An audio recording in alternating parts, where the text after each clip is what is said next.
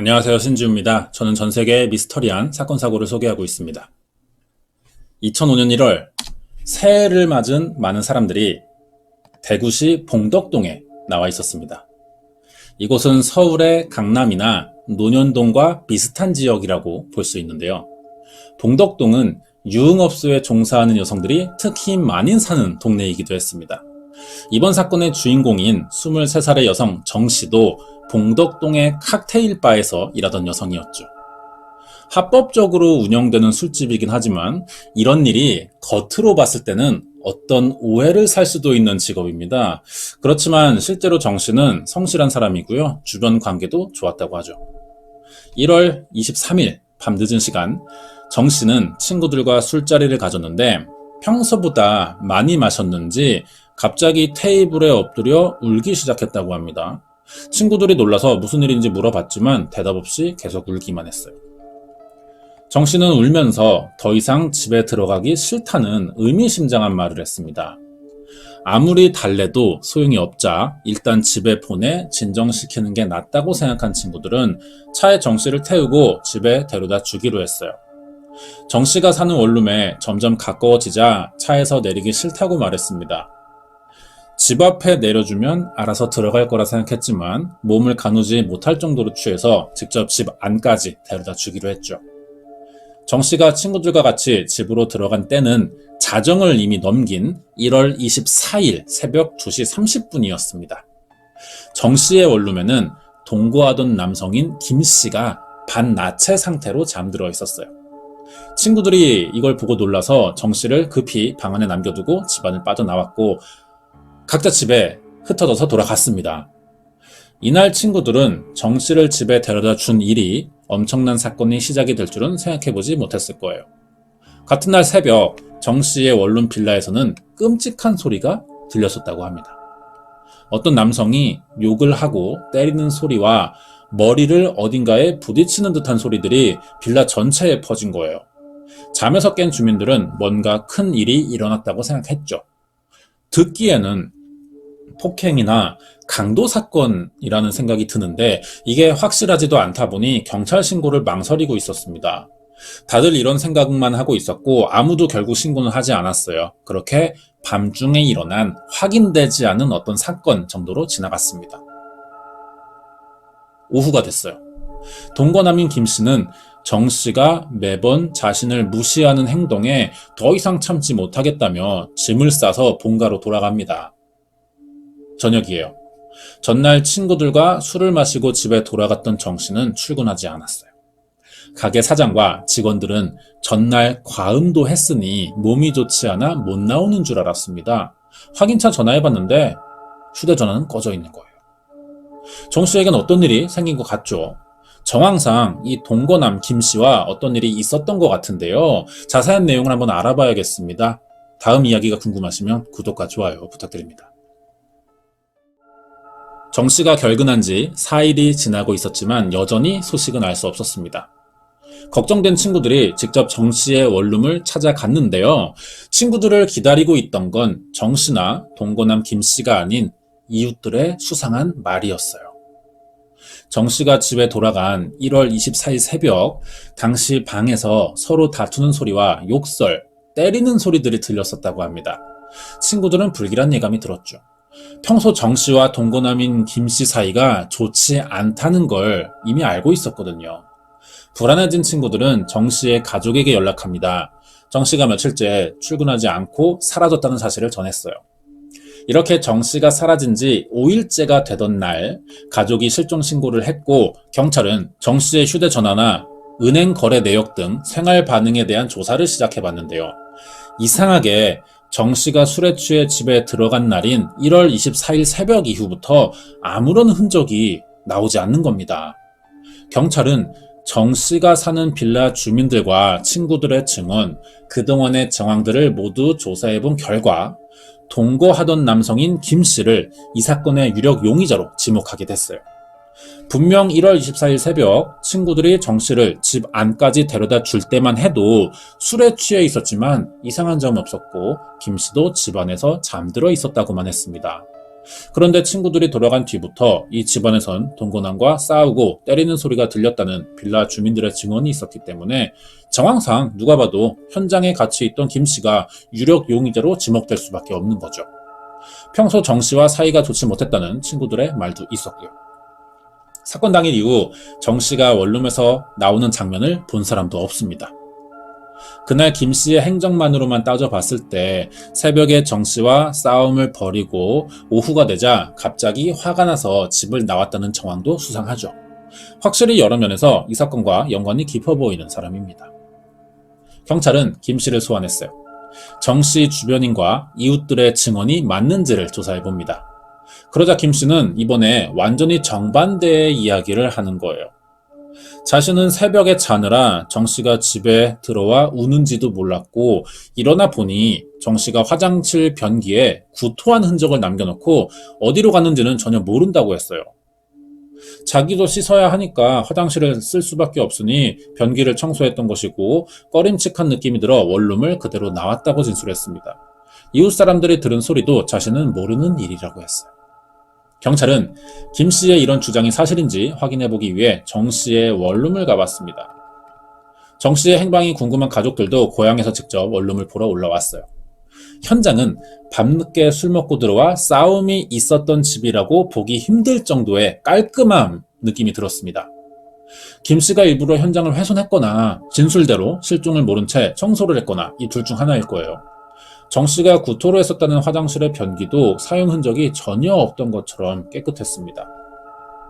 경찰은 현장을 조사하던 중 장롱 안에서 이불을 발견하는데요. 만져보니까 이게 방금 세탁해 다 마르지 않은 것처럼 눅눅한 상태였다고 합니다. 딸의 소식을 듣고 달려온 정 씨의 어머니도 똑같이 느꼈어요. 어머니는 혹시 사건 해결에 도움이 될지도 모른다는 생각에 이 이불을 본가로 가져가 보관하기로 합니다. 경찰은 깔끔하게 정리된 방이었지만 그래도 여기서 수상한 몇 가지 정황을 확인하는데요. 침대 한쪽이 부서져 있었고 유리창을 급히 수세미로 닦은 흔적과 주변에 놓인 세제들을 찾았습니다. 심지어 정 씨의 혈흔도 방 안 곳곳에서 발견됐어요. 방문 유리와 침대 위, 이불에 극소량이 남았지만 루미놀 시약으로 찾아낸 겁니다. 신발에서도 정 씨와 김 씨의 혈흔은 발견됐어요. 이 혈흔으로 김 씨가 사건과 밀접한 관련이 있을 것이라 생각했고 경찰은 동거남인 김 씨가 정 씨에게 어떠한 일을 저지른 후 사건을 숨기기 위해 차로 옮겼을 가능성도 조사해봤지만 차 안에서는 정작 별다른 흔적이 나타나지 않았습니다. 경찰은 현장에서 발견된 증거들과 이웃들의 증언, 여러 가지 정황으로 봤을 때 김 씨가 이 사건의 용의자일 수밖에 없다고 생각했어요. 확실한 물증만 찾으면 되는데요. 김 씨에게 사건 당일 수상한 행적은 없었는지 친구들을 참고인으로 불러 조사해 봅니다. 여기서 수상한 정황은 더 드러납니다. 평소 김 씨는 아침에 일찍 일어나는 습관이 없는 사람인데 갑자기 이른 아침에 전화해서 803으로 드라이브를 가자고 했다는 거예요. 이 말은 김 씨가 자신이 사건과 관련 없다는 알리바이를 만들기 위해 말을 맞춘 것일지도 모른다는 의심이 들지만 오히려 친구들은 새벽 6시에 갑자기 김 씨가 803에 가자고 한 사실이 수상하다고 말했습니다. 친구들의 말로 김 씨 진술엔 모순이 생긴 거예요. 분명히 초기 진술에서 김 씨는 사건 당일 아침엔 자느라 11시에 겨우 일어났었고 오후엔 집안에서 자고 있어야 정 씨가 보이지 않자 밖에 나왔다고 했는데 친구들에게는 새벽에 산으로 드라이브를 가자고 했다는 겁니다. 친구들은 그날 김 씨에게서 2번의 전화가 왔다고 했었는데요. 한 번은 김 씨 본인 명의의 핸드폰이었고 다른 한 번은 모르는 번호였다고 합니다. 이 진술이 맞는지 통신사에 수사 협조를 요청했는데요. 친구들의 전화 수신 내역을 조회할 수가 없어서 증거로 사용되지 못합니다. 여러 정황과 증거들을 바탕으로 검찰은 김 씨를 재판에 넘겨 정 씨 실종 사건의 피의자로 기소했어요. 법원은 어떤 판결을 내렸을까요? 1심에서 김 씨에게 상해 치사 혐의만 적용해 징역 7년을 선고합니다. 당연히 상고하죠. 당연히 항소했죠. 다시 경찰은 김 씨가 이전까지 범죄 전과가 없던 사람이라 정 씨와 싸우다 감정이 격해져서 우발적으로 어떤 사건을 저질렀을 경우라면은 죄책감에 스스로 범행을 자백할 거라 생각했어요. 하지만 김 씨는 생각처럼 움직여주지 않았습니다. 처음부터 이 사건에 순순히 협조하지 않았어요. 분명히 어떤 관련이 있을 거라 보이는데 자신은 이 사건과 관련이 없다면 무죄를 주장하자 마지막 방법으로 거짓말 탐지기 사용을 예정하고 있었습니다. 그런데 조사가 예정된 그날 김 씨는 중국으로 출국을 해버린 거죠. 수사가 이렇게 실패로 끝납니다. 이대로 5년이 지났어요. 김 씨가 중국에 간 이유는요, 항소를 통해 시간을 벌어서 재심을 준비하려던 것으로 보입니다. 유능한 변호사들을 선임해 2심 재판을 준비해 온 거예요. 이번 재판 결과는 어떻게 됐을까요? 재판부는 사건 당일 이웃들이 들은 싸움 소리가 김 씨와 정 씨의 방에서 들려온 소리라는 사실을 제대로 입증할 증거가 없고 현장에 남아있던 극소량의 혈흔들은 정 씨가 치명상일 정도로 피해를 입어 생긴 출혈량이라곤 보기 어렵다는 판단으로 김 씨에게 무죄를 선고합니다. 2심 직전 사라진 정 씨의 가족이 김 씨를 직접 찾아가서 만나보기도 했는데요. 아는 게 있으면 솔직히 말해달라고 부탁했지만 김 씨는 아무런 말을 해주지 않았고요. 정 씨가 어디로 갔는지도 전혀 말하지 않았습니다. 결국 2013년 최종심에선 김 씨가 정 씨 사건과 관련해 직접적인 증거가 없다며 무죄를 선고했죠. 이렇게 법적으로 완전히 사건과 관련 없는 사람이 됐습니다. 그리고 정 씨의 생사는 여전히 알 수 없는 상태로 남아 있어요. 우리나라는 일사부재리의 원칙을 적용하기 때문에 대법원까지 간 재판에서 무죄 선고를 받은 이상 김 씨를 다시 기소할 수는 없습니다. 김 씨에게 혐의가 있다는 아주 결정적인 증거가 있다면 재심을 신청할 여지가 있겠지만 아직까지 그런 증거는 나오지 않고 있죠. 그럼 이 사건을 보는 전문가들의 생각은 어떨까요? 사건 초기 김 씨가 정 씨를 침대에 부딪히게 했다는 정황에만 초점을 두고 수사했기 때문에 다른 수법의 가능성을 고려하지 않은 것이 문제였다고 지적했습니다. 현장에서 혈흔이 발견되긴 했지만 이게 어떤 이유로 남겨진 것인지도 입증하지 못한 것과 제3자에 의한 사건일 가능성도 고려하지 않았다는 점을 이야기했어요. 평소 정 씨가 김 씨와 사이가 좋지 못했고 자주 싸웠다는 사실만으로 김 씨를 유력 용의자라고만 생각한 게 오히려 사건 해결에 방해가 됐다는 거죠. 사건 당일 정 씨가 친구들에 의해 집으로 돌아왔지만 김 씨와 어떤 이유로 싸웠고 이것을 피하려던 정 씨가 집 밖에 나와 도망 나오다가 또 다른 누군가를 만났을 가능성도 있다는 겁니다. 가능성이 낮은 이야기처럼 들리지만 그렇다고 0%라 단정할 수 없으면 이것을 확인해보는 수사가 필요한 거죠. 이런 가능성을 고려한다면 현장에 남은 소량의 혈액도 다투는 과정에서 생긴 단순한 상처거나 어느 날 갑자기 나온 코피일지도 모르고요. 집안에서 가볍게 생긴 상처로 묻었을 수도 있는 겁니다. 이런 가능성을 생각하지 않은 채 김 씨를 용의자로만 단정하니까 퍼즐들이 전체적으로 맞지 않는 거죠. 반대로 생각해보면 정황상 유력한 용의자가 있는 상태에서 제3의 인물을 찾고 있는 것은 사건을 장기화시킬 수도 있습니다. 정말 김 씨가 범인이라면 이 사이에 도망치거나 거짓말할 준비를 해둘 수도 있는 거죠. 경찰이 처음 수사에서 어느 쪽으로 방향을 두느냐, 이것이 사건을 해결하는 데 결정적인 분기점이 된다고 볼 수 있습니다. 범죄 전문가들은 처음부터 피해자 정 씨의 행적을 파악하는 데 더 신경을 썼다면 행방을 찾는 데 더 많은 도움이 됐을 것이라 보고 있습니다. 어쩌면 사건의 진범이 정 씨와 평소 알고 있는 또 다른 면식범일 수도 있다는 분석을 했어요. 정 씨에게 금전이나 원한을 가진 사람은 없지만 누군가 평소 마음에 두던 사람이 범행을 저질렀을 수도 있는 거죠. 그런데요, 김 씨의 무죄 선고 이후 새로 밝혀진 사실이 있습니다. 정 씨가 김 씨와 동거하기 전에 4년 정도 만나던 남자친구가 있었다는 거예요. 문제는 이 사이가 완전히 정리되고 김 씨를 만난 게 아니라 교제 중 사이가 안 좋아지던 동시에 김 씨를 알게 됐고 갑자기 헤어졌었다는 겁니다. 이런 정황을 봤을 때 정 씨가 갑자기 집을 나갔다는 김 씨의 진술이 만약 사실이라면 정 씨와 전 남자친구 사이에 그날 어떤 연락이 오고 갔던 것은 아닌지 이 가능성도 한번 따져봐야 돼요. 경찰이 정 씨의 인간관계를 더 꼼꼼히 확인해 봤다면 전 남자친구의 존재도 일찍 알았을 것이고요. 이 사람도 수사 대상에 올랐었겠죠. 이미 최종 재판까지 간 뒤라서 전 남자친구에 대한 수사를 할 필요가 없습니다. 수사를 다시 하지 못해요, 이제. 그래서 이 사람에 대한 알려진 정보가 별로 없거든요. 김 씨의 최종 재판 이후 사건은 그것이 알고 싶다를 통해 방송되면서 정 씨의 전 남자친구라는 새로운 인물이 등장했던 것이고, 취재진이 이 사람의 연락처를 알아보려고 했지만 이미 번호를 바꾸는 바람에 더 이상 찾을 방법이 없었습니다. 이 사건은 결국 모든 재판이 종료되면서 더 이상의 재수사가 불가능해졌어요. 정 씨의 가족은 사건을 맡은 대구지방검찰청에 사건 기록 조회를 요청했지만 피해자 본인의 진술이 없다는 이유로 거절당했었다고 합니다. 피해자가 법정 공방에 참여하지 못했으니 당연히 이런 대답을 할 수밖에 없는 거죠. 그렇지만 정 씨는 실종된 상태였기 때문에 생사 여부가 불투명한 상태라 법정 출석과 진술을 당연히 할 수 없는 겁니다. 이런 걸 고려해야 되는데 그러지 않았네요. 검찰이 기록 요청을 거절한 이유는 이렇습니다. 기록을 공개할 경우 사건과 관계된 사람, 즉 피해자와 가해자의 명예, 사생활과 생명의 안전을 해칠 우려가 있으며 기록을 공개하면 수사 당시 지켜온 비밀이 누출되거나 이것을 통해 또 다른 범죄가 발생할지도 모른다는 거예요. 피해자 가족은 이 사건의 기록을 확인해보고 조금이라도 놓친 것이 있거나 의심해볼 만한 다른 여지가 있는지 알고 싶을 겁니다.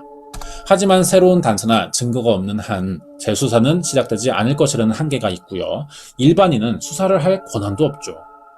이미 용의자였던 김 씨가 무죄로 종결된 사건이라서 범인을 특정할 수 있는 새로운 단서를 이제는 찾지 않습니다, 경찰이. 수사 의지가 없는 게 아니라 이게 우리나라 형사소송법이에요. 이 사건의 반전을 일으키려면 현재로선 정 씨의 가족이 단서를 찾아내는 수밖에 없을 것 같습니다. 하지만 단서를 찾아낼 수 있는 능력이 경찰에 비해 당연히 떨어질 것이고요. 가족의 힘으로 사건은 그래서 해결하기 어려울 겁니다. 이런 과정으로 2005년 1월 24일 대구시 봉덕동에서 일어난 정 씨 실종 사건은 15년째 미제 사건으로 남아 있습니다. 여전히 어디로 갔고 현재 살아있는지도 알 수 없는 상태예요. 최근 들어 TV에서 이 사건을 다시 소개했고 사건에 대해 아는 사람이 있는지 제보를 받기 시작했습니다. 마침 정 씨가 살던 원룸과 600m 거리의 다른 빌라 앞에서 고가의 명품 가방을 주어 가지고 있다는 여성의 제보가 들어왔거든요. 이 여성은 새벽까지 PC방에 있다 집에 들어가던 중 우연히 도어락 앞에서 새 것처럼 보이는 명품 가방을 주었다고 하는데요. 가방 안엔 주인을 특정할 만한 신분증이나 물건은 없었고 화장품 몇 개가 들어있었다고 합니다. 문제는 정 씨를 찾는 전단에 이 내용도 있었다는 거예요. 정 씨가 평소 들고 다니던 가방이 루이비통 가방이었다고 합니다. 같은 회사죠. 하지만 모델까지 같은지는 자세히 알지 못한다는 거예요. 혹시 증거가 될지도 모른다는 생각에 가족이 이 가방을 제보자에게서 넘겨받았습니다. 그리고 감정도 받아봤거든요. 그 결과 2003년에 생산된 한정품이었고 20, 30대 고객이 선호하는 제품이라고 합니다. 루이비통이 고가의 명품 브랜드라 이게 함부로 버릴 만한 물건은 아니죠. 그래서 만약 정 씨의 것이라면 누가 가방을 이곳에 버릴 수 있을지도 생각해 봐야 됩니다. 사건에 관계된 사람밖에 없을 거예요. 이 가방에서 DNA 감식을 해낸다면 원래 주인을 알 수 있을 것이고 동시에 다른 사람의 DNA까지 나온다면 이게 아주 중요한 증거가 될 가능성이 높다고 하는데요. 제보자 여성이 주운 이 가방은 2019년에 대구지방경찰 수사계에서 과학수사 증거물로 보관 중입니다. 혹시 재수사가 결정된다면 감식이 시작되겠죠. 이것으로 다른 방향의 새로운 수사도 가능할 텐데요. 아직 재수사 결정 소식이 없는 걸 봐선 우연한 계기가 좀 필요할 것 같습니다. 가족은 지금도 정 씨가 돌아오길 기다리고 있어요. 현재로선 사건 내막이 밝혀지기는 힘들어 보이지만 자기 업무가 아닌데도 개인적인 수사를 통해 증거물을 찾으려는 경찰들은 가끔 있거든요. 그래서 어떤 기대를 해볼 수도 있겠지만 그렇다고 또 우리가 경찰에게 이런 무조건적인 희생을 요구할 수도 없는 거고요. 우리나라는 현재 경찰 인력이 부족한 상태입니다. 매일 접수되는 사건을 다 처리하기가 빠듯해요. 이런 상황이면 미제 사건의 재수사가 결정되기는 힘들 겁니다. 그래서 방법은 하나예요. 사람들이 이 사건에 더 관심을 가지고 여론을 만들어내는 거죠. 그래야 경찰이 움직일 여지가 생길 것이라 생각 들고요. 거기서 또 어떤 좋은 결과를 얻어낼 수도 있는 거죠. 준비한 내용 여기까지입니다. 끝까지 봐주셔서 감사드리고요. 이번 이야기는 2005년 1월 대구에서 일어난 정나리 씨 실종사건 파일이었습니다.